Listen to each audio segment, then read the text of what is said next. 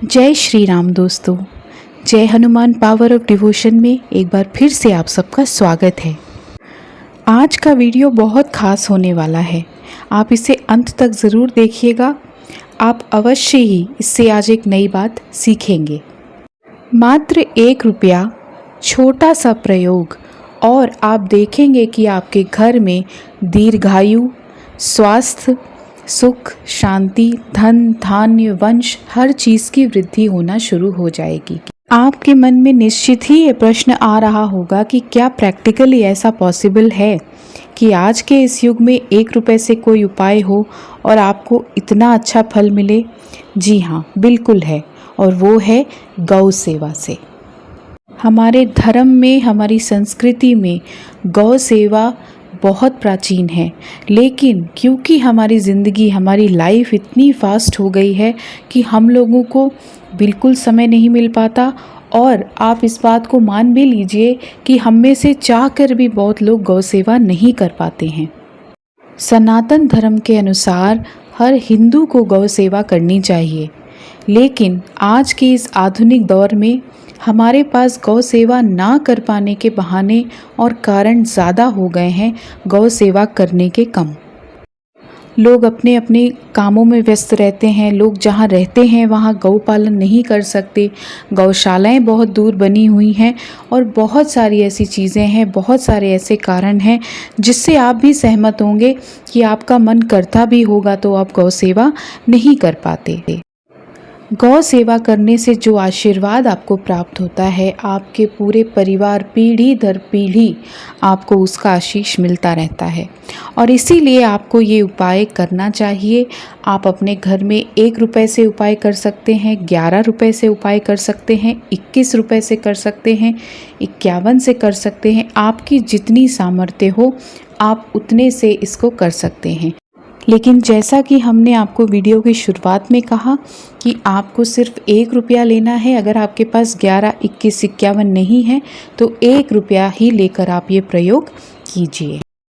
आपको सिर्फ इतना करना है कि आपके पास जेब खर्च के पैसे होते हैं, आपके घर में जो कमाई के पैसे आते हैं, आपको प्रतिदिन गौशाला के लिए 1 रुपये का सिक्का, मात्र 1 रुपया निकालकर आपको गौशाला के लिए अलग रख देना है।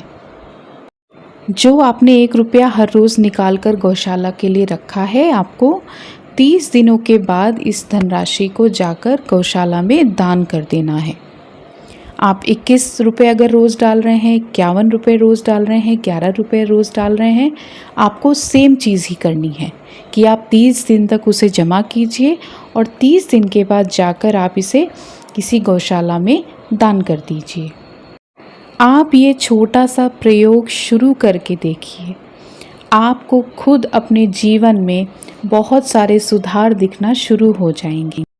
आप में से बहुत से ऐसे लोग होंगे जो गौशाला जाकर गौ माता की सेवा करना चाहते हैं, लेकिन व्यस्ततावश, कारणवश आप नहीं जा पाते।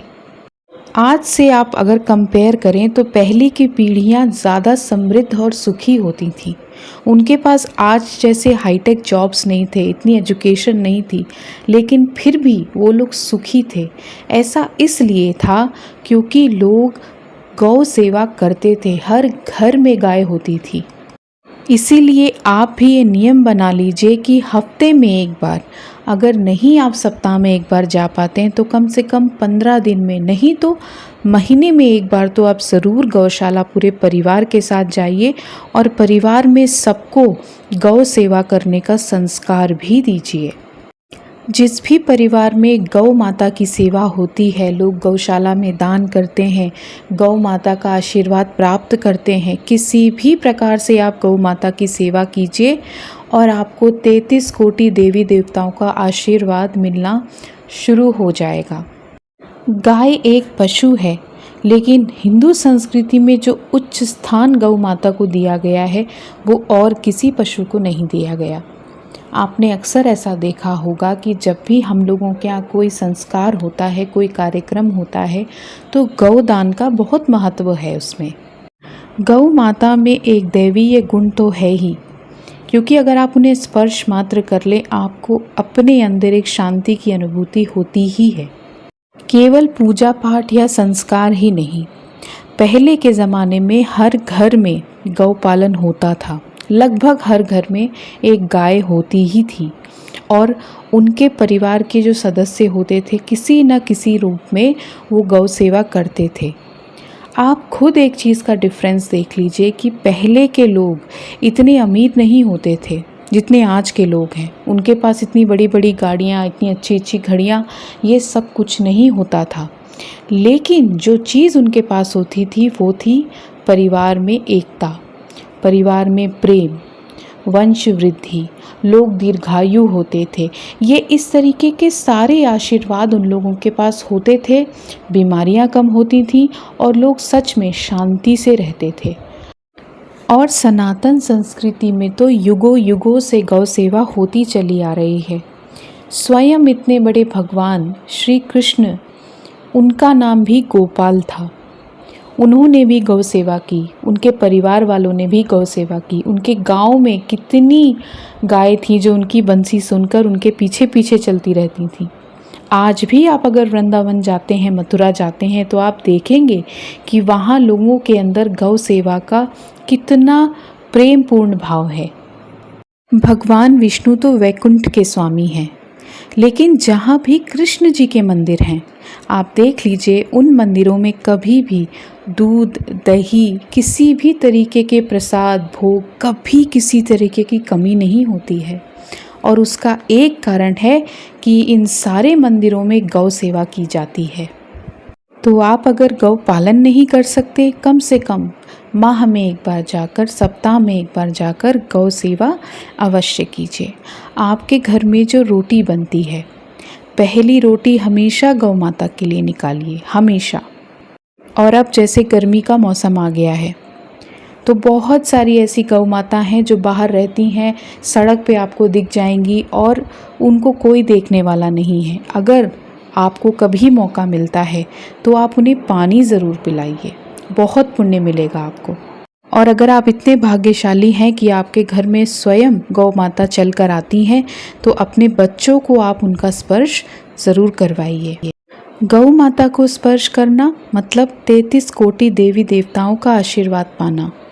और अगर आप उनकी किसी भी रूप में सेवा करते हैं, आप उन्हें पानी पिलाते हैं, आप गुरुवार को उनको गुड़ और चना एक रोटी में रखकर खिलाते हैं, आप खुद देखेंगे कि ऐसे छोटे छोटे उपाय आप करेंगे गौ सेवा के लिए, आपके घर में स्वास्थ्य संबंधी परेशानियां पूरी तरह से ख़त्म होना शुरू हो जाएंगी। और अगर आपके घर में वंश वृद्धि की समस्या है तो गौ माता की सेवा, गौ माता की पूजा इसका भी हल आपको दे सकती है। उनके आशीष से आपके घर में पुत्र प्राप्ति, आपके घर में वंश वृद्धि का आशीर्वाद भी आपको अवश्य मिलता है।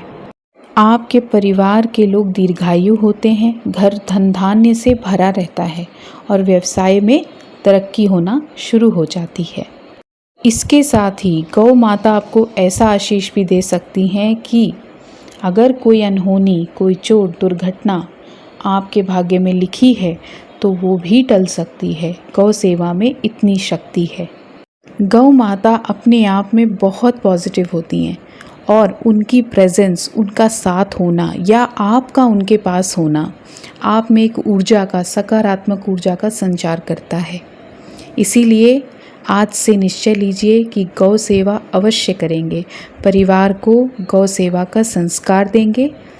आज हमने आपको एक बहुत ही सरल उपाय बताया है दोस्तों, इसे करके देखिए।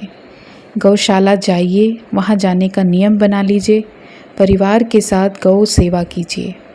आप खुद अपने जीवन में शांति महसूस करेंगे। हम आशा करते हैं कि आपको हमारा ये वीडियो अच्छा लगा होगा। हमारे चैनल पे नए हैं तो हमें सब्सक्राइब कर लीजिए। जय श्री राम।